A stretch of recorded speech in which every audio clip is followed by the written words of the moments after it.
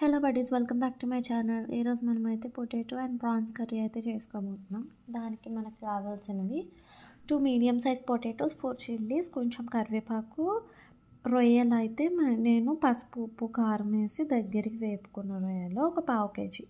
Next masala, అల్లం వెల్లుల్లి paste, Kashmiri కారం, కొంచెం ధనియాల పొడి తీసుకొని నెక్స్ట్ మనం ఒక 2 ఆనియన్స్ని అయితే బాగా పేస్ట్ చేసుకోవాలి స్మూత్గా చేసుకొని, తర్వాత ఒక ప్యాన్లో మనం కొంచెం ఆయిల్ వేసుకొని కట్ చేసిన పొటాటో పీసెస్ అయితే ఇందులో వేసేసి జస్ట్ నార్మల్గా అయితే మనం ఫ్రై చేసుకోవాలి. ఇంకేమీ వేయనవసరం లేదు.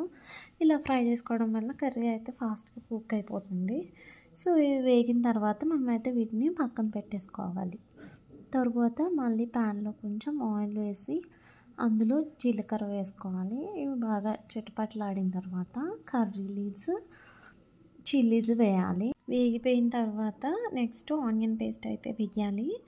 ఇది కొంచెం బాగా మిక్స్ చేసిన తర్వాత పసుపు అండ్ సాల్ట్ అయితే వేసుకొని మళ్ళీ బాగా మిక్స్ చేసుకొని దీన్ని అయితే మనం ఒక 5 to 10 minutes కొంచెం సేపు వేపిన తర్వాత అందులో అల్లం వెల్లుల్లి పేస్ట్ వేయాలి.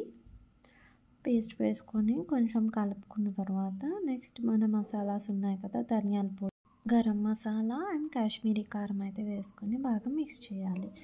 మిక్స్ చేసిన తర్వాత పొటాటోస్ అయితే యాడ్ చేసేస్తున్నాను, ఫ్రైడ్ పొటాటోస్.